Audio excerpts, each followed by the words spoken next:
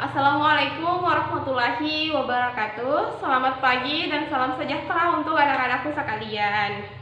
Bagaimana kabarnya anak-anak? Semoga tetap baik-baik saja ya dan dalam lindungan Allah Subhanahu wa taala. Ingat ya, tetap jaga kesehatan, jaga diri, patuhi aturan protokol kesehatan karena pada saat ini kita harus menghadapi situasi yakni pandemi COVID-19. Untuk itu jaga diri kita semua ya. Oke, sebelumnya Ibu sangat berterima kasih kepada anak-anakku sekalian karena sudah menyempatkan waktunya untuk hadir dalam layanan klasikal daring kita pada hari ini. Ibu sangat berterima kasih karena tidak memungkiri pasti banyak halangan yang kita hadapi dalam melaksanakan layanan klasikal secara daring ini. Oke, sebelum kita lanjut untuk melakukan kegiatan kita pada hari ini, marilah kita berdoa sesuai dengan keyakinan dan kepercayaan masing-masing. Ibu pimpin doanya ya. Berdoa dimulai.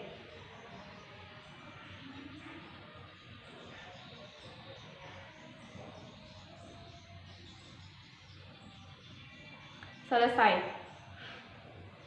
Oke, anak-anak, sudah siap semua mengikuti konseling kita pada hari ini? Nah, pada konseling kita hari ini tujuannya yaitu untuk memberikan informasi kepada anak-anakku sekalian mengenai apa sebenarnya itu prokrastinasi akademik.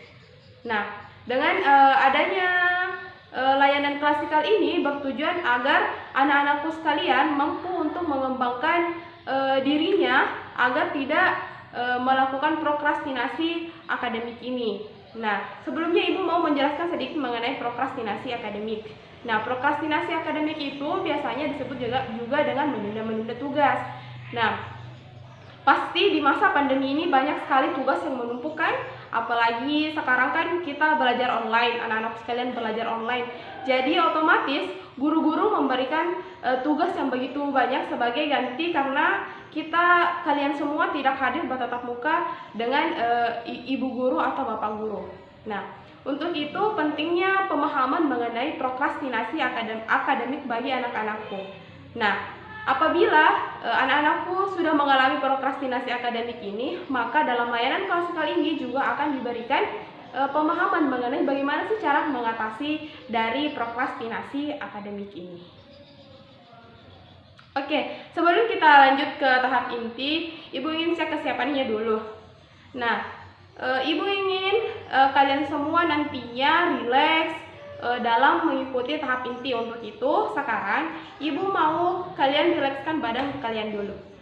Silakan dirilekskan badannya, gerakkan semua badannya sampai kalian benar-benar rileks. Oke, untuk lebih rileks lagi, Ibu akan memberikan kalian latihan relaksasi. Oke, dengarkan instruksi dari Ibu ya. Sekarang kalian pilih posisi ternyaman kalian, posisi duduk ternyaman kalian. Kalau sudah, Ibu meminta kalian menutup mata. Tutup mata kalian. Perhatikan nafas kalian. Ibu tidak ingin kalian mengubah cara kalian bernafas, tapi Ibu hanya ingin meminta kalian perhatikan nafas kalian. Bagaimana kalian bernafas? Oke, sudah.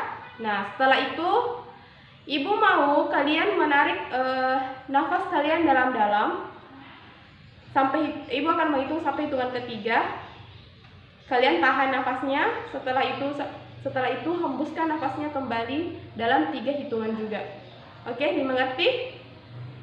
Oke, sekarang kita mulai ya. Tetap tutup matanya. Tarik nafas dalam-dalam.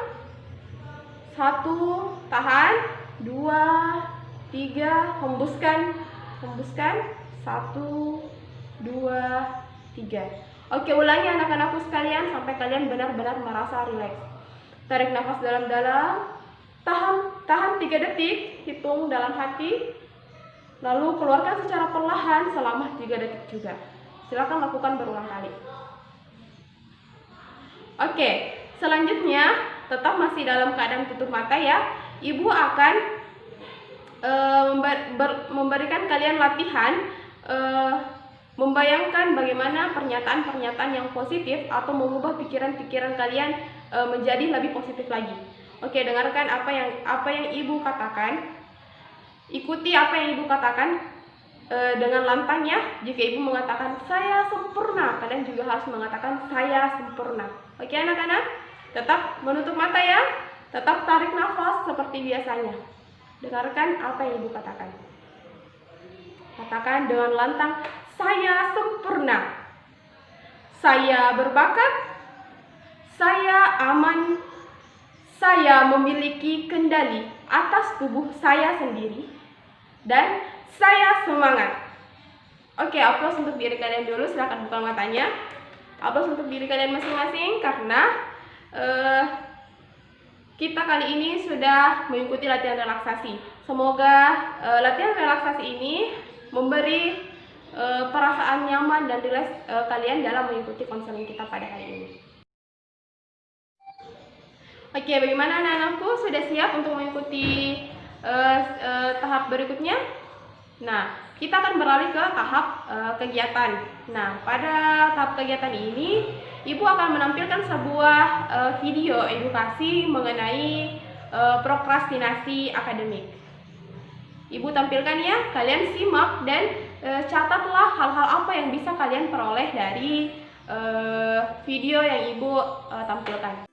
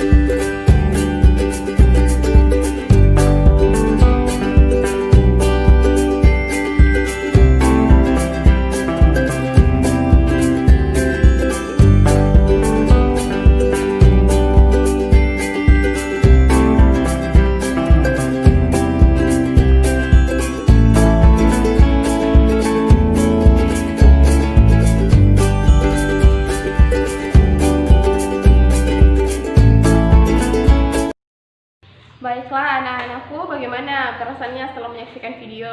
Pasti ada yang merasa bahwa oh saya mengalami prokrastinasi seperti ini. Karena di video itu menjelaskan mengenai jenis-jenis prokrastinasi dan tipe-tipe prokrastinator atau prokrastinator ini biasa disebut dengan orang yang melakukan prokrastinasi. Nah, jadi dari anak-anakku sekalian, apakah ada yang mengalami prokrastinasi akademik? Ayo coba, apakah ada yang mengalaminya? Pasti salah satu dari anak-anakku atau bahkan tidak atau bahkan sebagian besar dari anak-anakku mengalami prokrastinasi, apalagi di masa pandemi ini kan banyak sekali tugas yang menumpuk. Untuk itu ada beberapa cara mengatasi untuk prokrastinasi. Nah, cara pertama yaitu kamu harus memulai untuk mengerjakan tugas-tugas yang diberikan. Jika kamu tidak bisa mengerjakannya secara sekaligus, kamu bisa mengerjakannya secara sedikit demi sedikit hingga nanti akhirnya tugas kamu dapat selesai. Dan dengan mengerjakannya sedikit demi sedikit, waktu kamu itu dapat termanfaatkan dengan maksimal. Nah, adapun cara yang kedua yaitu ketika kamu merasa pekerjaan kamu begitu banyak, menumpuk, betul-betul banyak, maka cara yang harus kamu lakukan adalah membuat manajemen waktu atau membuat jadwal untuk mengerjakan tugas. Kapan tugas ini harus dibuat dan kapan harus diselesaikan. Tapi ingat ya, perhatikan jadwal deadline-nya. Nah, cara yang ketiga yaitu melawan prokrastinasi itu kan tidak mudah. Jadi anak-anakku, usahakan ketika kalian berhasil melawan prokrastinasi kalian berikan reward kepada diri kalian. Nah, misalnya kalian berhasil melaksanakan semua tugas sampai akhir semester, tidak ada tugas yang tersendat, berikan reward kepada diri kalian, seperti liburan, istirahat yang cukup, melakukan hal-hal yang disukai, dan sebagainya. Oke anak-anakku?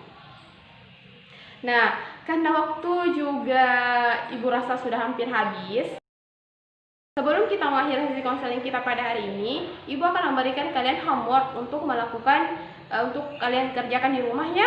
Nah, homeworknya itu seperti ini, berbentuk tabel, seperti yang Ibu tampilkan.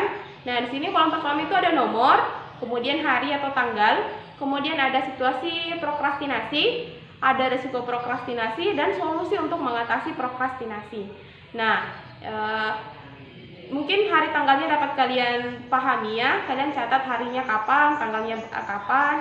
Terus situasi prokrastinasi ini contohnya misal kalian tidak mengerjakan atau menunda tugas kalian karena bermain game, kalian tulis di kolom situasi prokrastinasi ya. Terus risiko prokrastinasi apa? Apa dampak dari situasi prokrastinasi yang kalian tulis tadi? Misalnya tugas saya tidak bakalan selesai. Nah, terus solusi untuk mengatasi prokrastinasi itu bagaimana?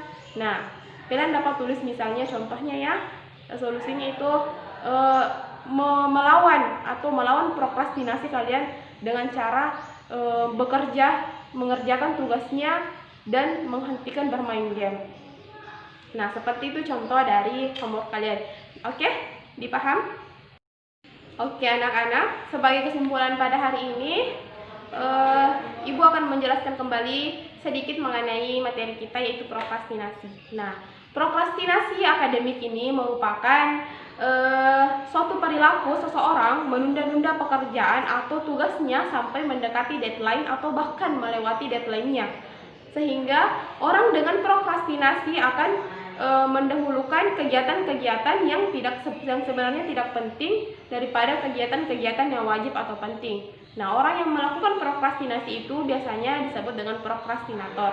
Nah, prokrastinator ini ada dua tipe, yakni prokrastinator aktif dan prokrastinator pasif. Nah, prokrastinator aktif ini adalah orang yang menunda tugas karena ingin mencari sumber-sumber yang jelas mengenai tugasnya. Sedangkan prokrastinator pasif ini menunda tugas karena tidak adanya alasan yang jelas. Ada juga beberapa jenis-jenis prokrastinasi. Cara mengatasi prokrastinasi yakni yang pertama, berusaha untuk melawan prokrastinasi. Yang kedua, usahakan memberikan reward apabila kalian sudah melawan prokrastinasi kalian. Dan yang ketiga, ketika kalian merasa tugas kalian menumpuk, kalian dapat mengatasinya dengan memanage waktu kalian atau membuat jadwal mengerjakan tugas.